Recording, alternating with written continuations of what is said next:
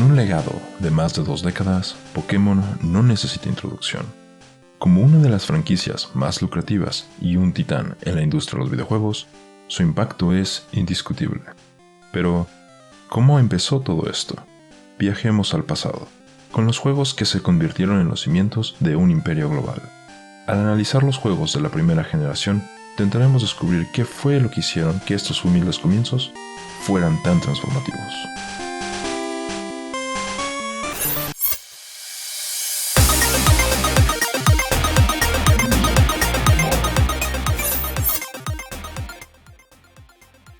Satoshi Tajiri nació en Tokio en 1965 y desde muy chico tenía una pasión por atrapar y coleccionar insectos. Tal era su gusto por ese hobby que quería estudiar entomología. Interesantemente, otra de sus pasiones eran los videojuegos. No lo sabía aún, pero estas características de él lo llevaron a transformar la industria de los videojuegos para siempre. Cuando tenía 17 años, el entusiasmo de Tajiri por los videojuegos lo inspiró a crear Game Freak, una revista no oficial que usaba para compartir su pasión con otros aficionados.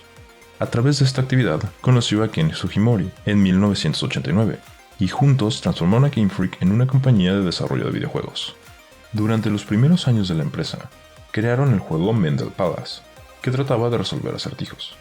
Mientras Tajiri contemplaba cómo fusionar sus pasatiempos con las novedosas características ofrecidas por el cable de enlace del Game Boy, se inspiró en los medios populares, específicamente de las aventuras de Ultraman, que atrapaba monstruos gigantes en cápsulas. Este concepto eventualmente evolucionó a Capsule Monsters, o bien Capumon, lo que más tarde se convertiría en Pocket Monsters, debido a preocupaciones de derechos de autor. Los primeros años de Game Freak estuvieron llenos de desafíos. Mientras trabajaban en el desarrollo de los primeros juegos de Pokémon, la compañía enfrentó importantes obstáculos. Perdieron empleados y la compañía estaba cerca de la quiebra. Algunos miembros del equipo incluso trabajaban sin recibir paga durante este periodo. Para agravar las cosas, las ventas del juego no fueron buenas inicialmente. Sin embargo, un glitch resultó ser fundamental para cambiar el destino de Game Freak. Originalmente, solo tenían planeado crear 150 monstruos, pero los desarrolladores descubrieron que podían agregar un nuevo Pokémon después de optimizar su código y eliminar las herramientas de depuración. Esta nueva criatura no era ningún otro más que Mew, un Pokémon legendario accesible inicialmente solo a través de herramientas de desarrollo. No obstante, gracias a glitches y suerte, algunos jugadores lograron encontrar a Mew, lo que generó rumores que ayudaron a aumentar las ventas del juego, salvando a Game Freak de la quiebra. El encanto de atrapar a Mew, un premio prohibido en los ojos de muchos jugadores, se convirtió en una consigna que reunificó a los fans y llevó a la creación de eventos especiales donde los jugadores podían oficialmente adquirir este Pokémon. En sus inicios, el concepto del juego fue simple, implementar las mecánicas tradicionales de los JRPGs, pero con un giro único. En lugar de reclutar distintos personajes para el grupo, los jugadores reclutarían a los monstruos que encontraban. Una idea interesante implicaba utilizar el atributo de carisma para determinar si un jugador podía atrapar a un Pokémon. Esto cambió por la mecánica de puntos de vida. En donde menos vida tenga el Pokémon, más fácil es atraparlo. El proceso para diseñar el juego fue meticuloso y tardado, con la mayor parte de sus 6 años en desarrollo dedicados a crear a los 150 Pokémon y sus movimientos de combate. Luego, el equipo asignó estos movimientos con cuidado a cada Pokémon según su diseño. Lo que realmente distinguió al juego de sus contemporáneos fue su componente multijugador, que permitió a los jugadores intercambiar y enfrentarse entre sí. Esta idea se mejoró incorporando mecánicas como Pokémon que solo evolucionaban después de intercambiarse, limitando a los usuarios a un solo Pokémon inicial, e introduciendo criaturas exclusivas de las versiones. Estas características sirvieron como una estrategia inteligente de negocio, permitiendo a la compañía vender 2 versiones del mismo juego y fomentar la interacción con otros jugadores. La historia principal del juego fue hecha para su audiencia objetivo, niños, teniendo metas simples como completar el Pokédex, recolectar las 8 medallas de gimnasio y derrotar a los Elite Four. La progresión lineal a través de cada ciudad y gimnasio permitió a los jugadores comprender rápidamente lo que se esperaba de ellos y a los diseñadores enfocarse en crear experiencias únicas en cada paso del ciclo de juego. Invirtiendo significativo tiempo en el diseño de criaturas, los desarrolladores buscaron atraer distintos grupos demográficos al dividir la apariencia de los Pokémon en 2 categorías, que se vieran cool o que sean adorables. Muchos fueron inspirados por los kaiju japoneses. Un logro destacable del equipo de desarrollo fue diseñar a todos los Pokémon con apariencias únicas y líneas evolutivas coherentes, que facilitaron que los jugadores pudieran deducir el tipo de un Pokémon y su evolución basándose en su apariencia. El juego logró crear la ilusión de un vasto mundo abierto, proporcionando a los jugadores la sensación de explorar un mapa enorme en lugar de navegar por niveles individuales. El juego tiene tres tipos principales de niveles: desafíos de entrenadores, mazmorras y gimnasios. Los primeros son áreas densamente pobladas con enemigos que desafiarán al jugador al verlo. De notar, estos niveles destacaron el impresionante detalle en el diseño de algunas rutas, demostrando la dedicación de los desarrolladores de crear escenarios entretenidos para los jugadores. Ok, analicemos un ejemplo de esto. Antes de llegar a la casa de Bill, el jugador tiene que cruzar una ruta que es una mezcla de combate y exploración. El posicionamiento estratégico de los enemigos con respecto al entorno crea un nivel similar a un laberinto, en donde uno puede elegir entre pelear contra todos los oponentes o evitar algunos. Este proceso de toma de decisiones vuelve más intrigante la experiencia del juego. Evitar batallas te ayuda a progresar más rápido, pero puede venir con el costo de perder ítems esparcidos en el área. Ahora vean este segmento en particular. Si pasas por enfrente de este entrenador, él caminará hacia ti, creando suficiente espacio para poder agarrar el ítem en la esquina. Pero, en caso de que no hicieras eso, los desarrolladores agregaron este árbol para que, después de que sepas usar el movimiento corte, puedas regresar por el ítem. El concepto de vencer gimnasios y obtener medallas ha sido algo que caracteriza a los juegos de Pokémon desde las primeras generaciones. Sin embargo, conforme fueron evolucionando los juegos, también lo hizo la complejidad y creatividad detrás de los desafíos de gimnasio. Mientras que las generaciones más recientes introdujeron desafíos más interesantes, los gimnasios en esta generación eran un poco más sencillos. El primero, segundo y cuarto gimnasio prácticamente no tenían ningún desafío. Eran áreas con entrenadores enemigos en el camino hacia el líder del gimnasio. El tercero introdujo el primer desafío, un acertijo basado en el azar que, dependiendo de la suerte del jugador, podía convertirse en una experiencia bastante estresante. Ok, entonces el segundo interruptor está al lado del primero. Ok, bastante fácil. Pero espera, al lado de la izquierda, derecha, arriba, abajo. Necesito ayuda. Continuando con el quinto gimnasio, este tenía un laberinto invisible que era fácil de resolver a prueba de ensayo y error. El sexto tenía un acertijo que usaba teletransportadores que generaban más confusión que diversión.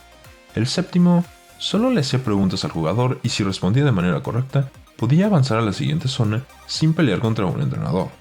Finalmente, el octavo gimnasio tenía losas de movimiento que impulsaban al jugador en una dirección hasta que colisionaba con algo o pisara una losa especial. Los diseños de los gimnasios en la primera generación iban de estúpidamente sencillos a increíblemente frustrantes. En los primeros juegos de Pokémon hay dos tipos principales de mazmorras: cuevas y edificios. Las cuevas funcionan como conexiones entre ciudades importantes, y los edificios es donde el jugador enfrenta al equipo Rocket o donde encuentra objetos clave. La mayoría de las mazmorras tienen acertijos que el jugador debe resolver para llegar al final, sea a otra ciudad o a enfrentar a un jefe dentro de un edificio. Esta mecánica enaltece la experiencia de exploración, sobre todo en las cuevas, donde los acertijos requerían interactuar con el entorno. En el ámbito de los videojuegos, la música juega un papel crucial a la hora de dar forma a las experiencias de los jugadores, y esto es especialmente cierto en la primera generación de Pokémon. Si bien es posible que ninguna canción haya sido una obra de arte, estos juegos contaban con una variedad de tonadas memorables y pegajosas, que, sin duda, dejaron una impresión duradera en innumerables jugadores. Mientras los jugadores se embarcaban en su misión de convertirse en maestros Pokémon, disfrutaban de una encantadora serie de melodías que acompañaban cada paso de su viaje, desde el familiar sonido del encuentro con criaturas salvajes hasta los emocionantes temas de batalla durante enfrentamientos épicos. Estas melodías no solo mejoraban la experiencia general, sino que también sirven como una cápsula del tiempo auditiva, transportando a los jugadores a una era más simple en la historia de los juegos. Escuchen lo siguiente. ¿Pensaron en bicicletas? ¿Qué tal esta clásica melodía?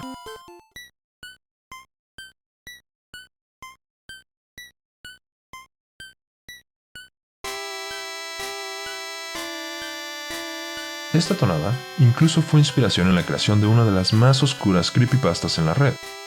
Y claro, el clásico tema de batalla e inicio del juego. Un aspecto intrigante del juego son los vínculos que el jugador forma con sus Pokémon.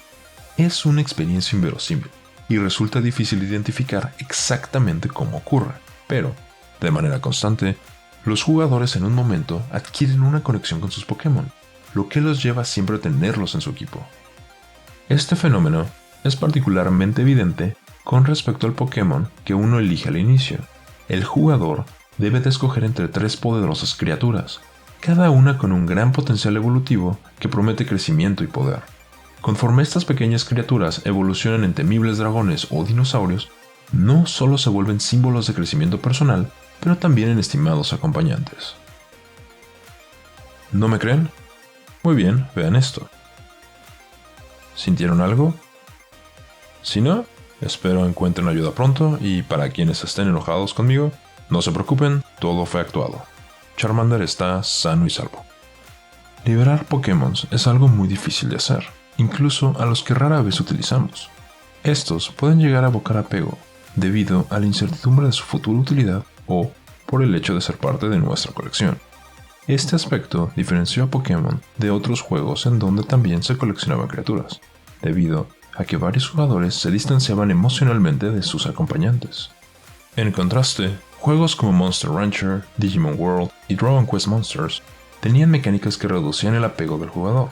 Por ejemplo, en Monster Rancher era necesario retirar a los monstruos cuando llegaban a cierta edad, y tomar la decisión de liberarlos, contratarlos como entrenadores o fusionarlos. De manera similar, en los primeros juegos de Digimon World, los monstruos recarnaban al llegar a cierta edad, o era necesario fusionarlos para progresar.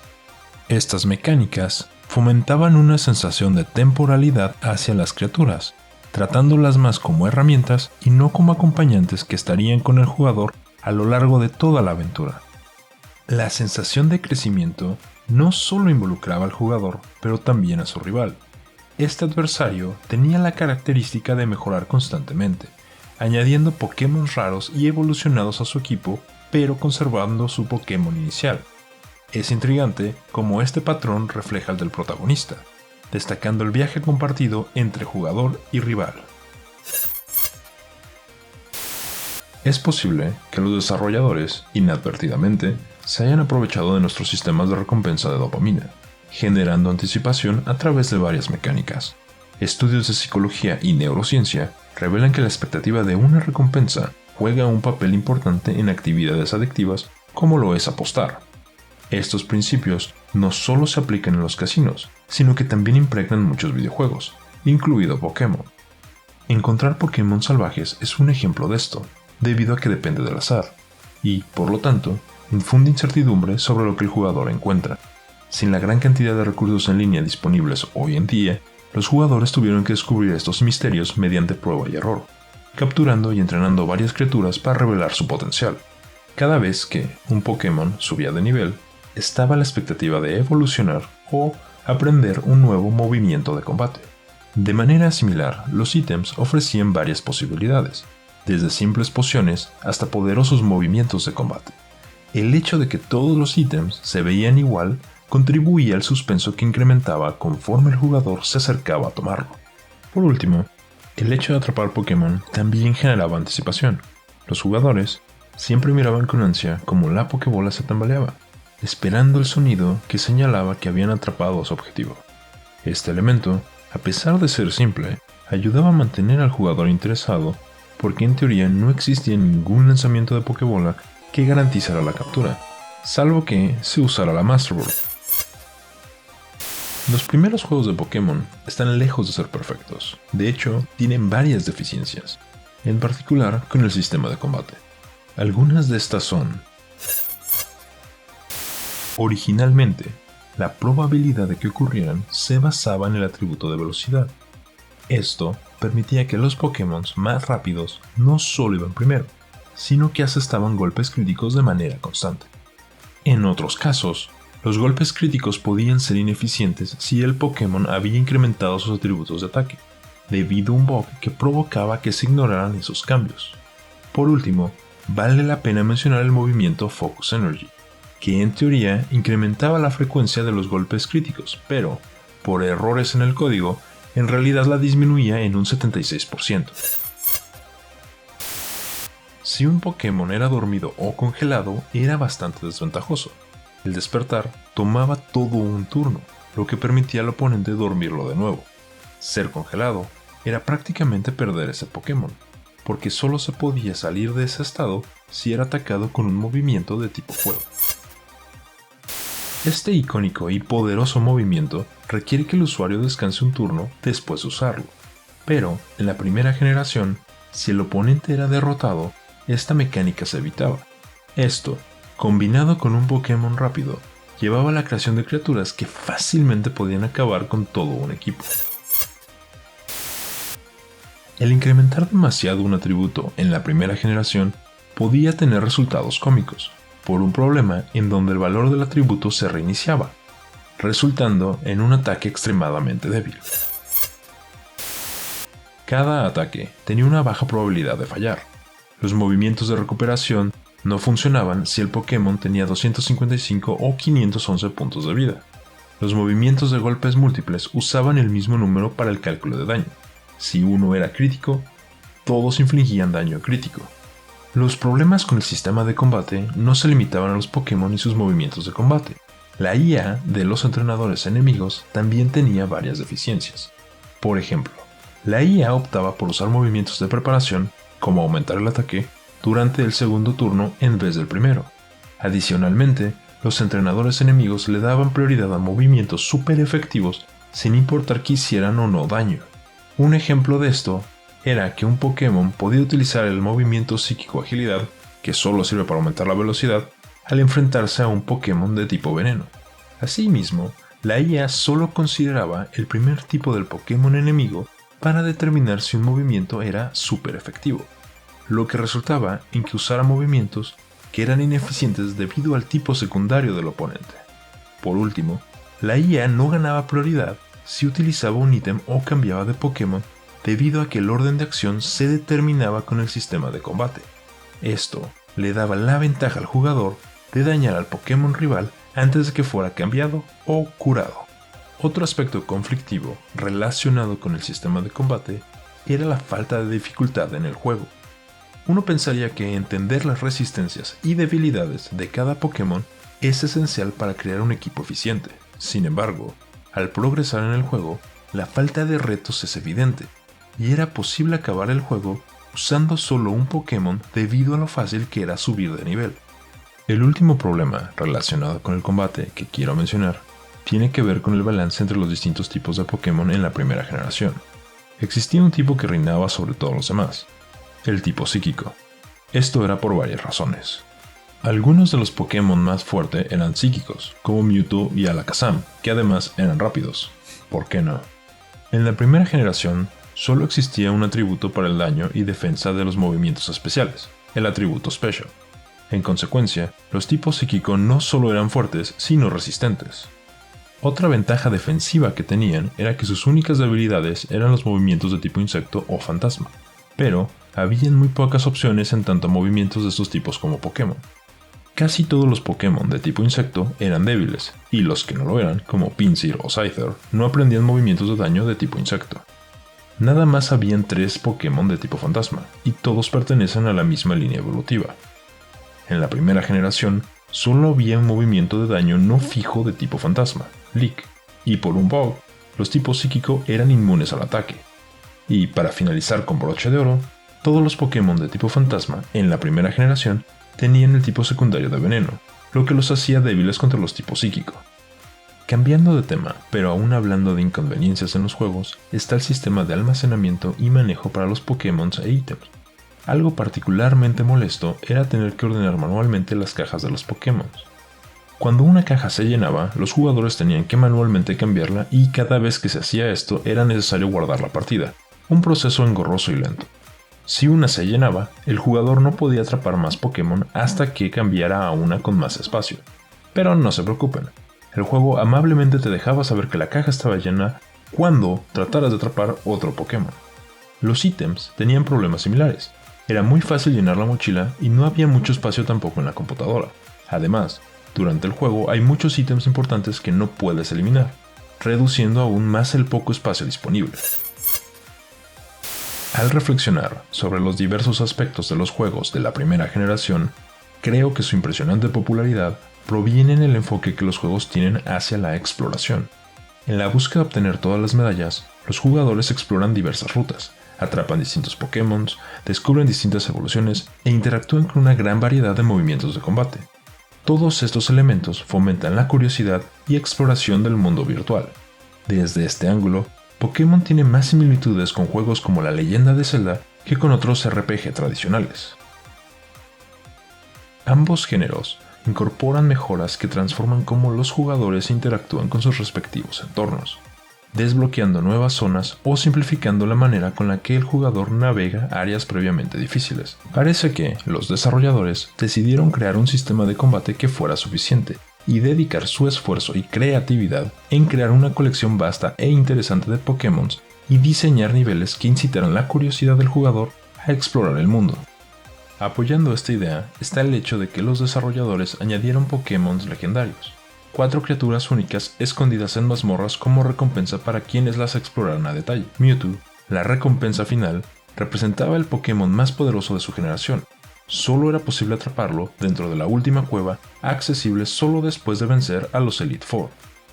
En mi opinión, los primeros juegos de Pokémon se destacaron debido a una multitud de pequeñas, pero muy bien ejecutadas, decisiones de diseño de juego, que, en conjunto, brindaron una experiencia de exploración excepcional, impregnada de una sensación de fantasía de poder, crecimiento personal y vínculo con distintos Pokémon. Gracias por escucharme. Hasta la próxima. Tu Dazzyrok fuera.